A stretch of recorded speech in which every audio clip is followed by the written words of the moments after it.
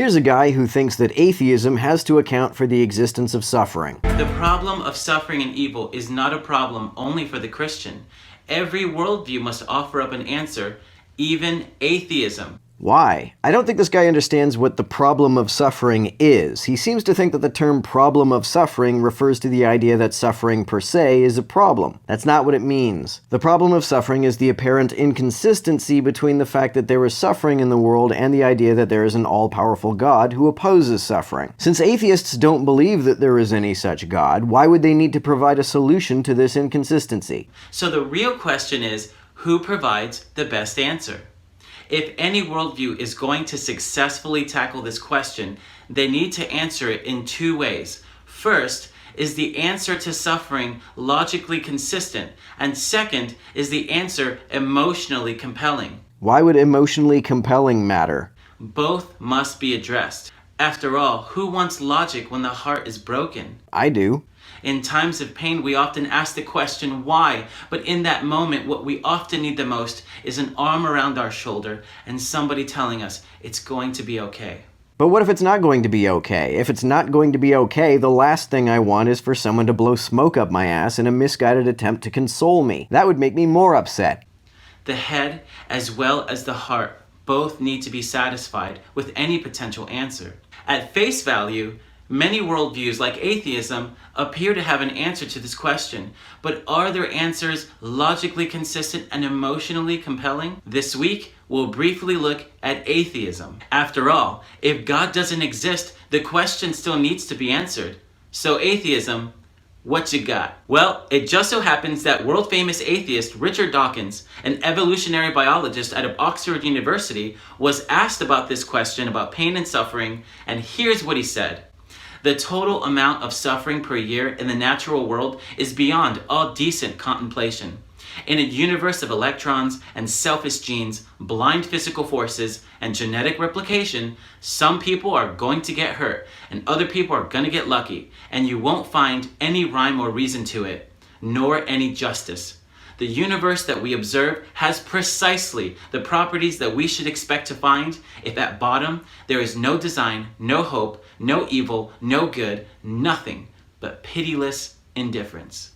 He also goes on to say that DNA neither knows nor cares, it just dances to its music. So is this answer logically consistent? Well, not as much as my atheist friends would hope. Many atheists turned away from God because they couldn't believe that a good God would create a world with so much evil and suffering. Of course, such a God would be a self-contradictory God. I don't believe in any objective standard of good or evil, but apologists tell us that their God's standard is objective. We are also told that this God is all-powerful. Since that's the case, he is able to make everything conform to his standard of goodness. And herein lies the problem. If he has a standard of goodness, and he is capable of making everything comply to that standard of goodness, why is there anything in the world that fails to conform to this standard? Maybe there is a God who isn't really all-powerful, and therefore isn't able to completely enforce his standard of goodness. Or maybe there's a God who is all-powerful and is fully enforcing his standards, but the suffering in the world is actually good according to those standards. Neither of these seem consistent with the common theist conception of their God, though. But Richard Dawkins just stated that as an atheist, there is no such thing as good or evil, nothing but pitiless indifference.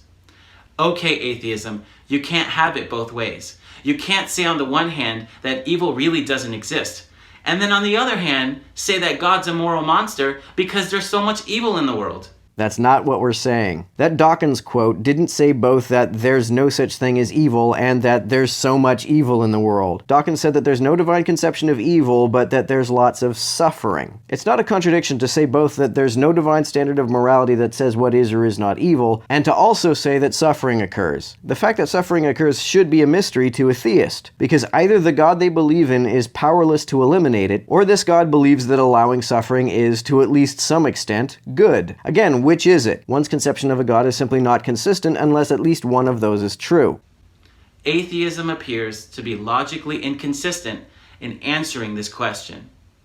But is the answer emotionally compelling? Again, the answer is no. If the alternative is incoherent, I don't care how much more emotionally compelling it is. Remember, according to atheist Richard Dawkins, there is no design, no purpose, no evil, no good, nor any justice. And look, this last point is a hard pill to swallow. Atheism doesn't provide humanity with any sense of ultimate justice. This guy really wants the facts to care about his feelings. I mean, just think about all the people in the last century who were murdered by Mao's China, Stalin's Russia, or Hitler's Germany. Millions of people who died brutally, and none of them will ever receive ultimate justice for the crimes against them if atheism is true. But atheism doesn't seem to make any sense of the world around us. I mean, humans desire justice. You say that as though you think that the only way to make sense of a desire for ultimate justice is that such a thing must exist. You say that as though human beings are incapable of wanting impossible things. We know that real evil and real good exists. How do we know that? I don't know that. And if there really isn't true purpose to our lives, then why do millions of humans care about finding purpose? If mirages in the desert aren't really water, why do people run toward them? If it's true that our DNA neither knows nor cares, then what prompts our desire to know and to care? That's like asking, if my DNA doesn't get the urge to pee, why do I have the urge to pee? DNA can make us care about things without having emotions of its own. And what do you even mean by purpose? If you conceive of finding purpose as finding something to do with yourself that you think your God wants you to do, then how is it that lots of atheists say that they've found purpose? Do you think they're all just lying and or deluded? My atheist friends, hear me out. Many of you, for deep personal reasons, slammed the door of Christianity and have never looked back. And I gotta say, I don't judge you for it. The problem of evil is a big freaking problem. And in a season of pain, it's hard to understand why a good God would allow suffering. But not believing in God doesn't take the pain away. Neither does believing in one, so what difference does it make? And even if it did, I don't know how to convince myself of something I don't believe, even if doing so relieves pain. That's not how belief works. G.K. Chesterton once said, "When belief in God becomes difficult, the tendency is to turn away from him." And what's wrong with that? If belief in anything becomes difficult, why is it not entirely reasonable to question such beliefs? But in heaven's name, to what? In the midst of suffering and pain, many people have turned away from God, but in the process turned toward a worldview that provided intellectually inferior answers and nothing but emotional emptiness. How are they intellectually inferior? You believe that there is both a world with suffering and that there is a being which is opposed to suffering and capable of eliminating it. Atheists believe that there is a world full of suffering and that there is no being who is both opposed to it and capable of eliminating it. The latter view is clearly more consistent than the former, so in what sense is your view intellectually superior? This is not how humanity was meant to live.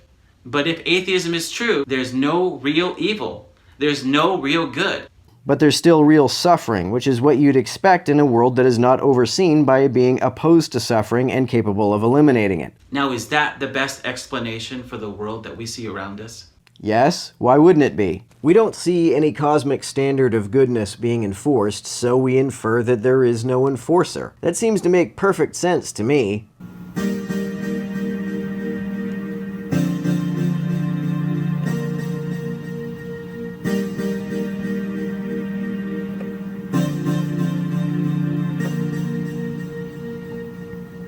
P.S. This weekend, Friday and Saturday, September 21st and 22nd, 2018, I'll be in Milwaukee at MythCon. I'm not going to be on any of the panels or anything, but I'll be hanging out, so come say hi if you're there and see me around. Also follow me on Twitter, there's a link in the description. And as always, I also have a Patreon account if you're feeling generous. There's a link to that as well.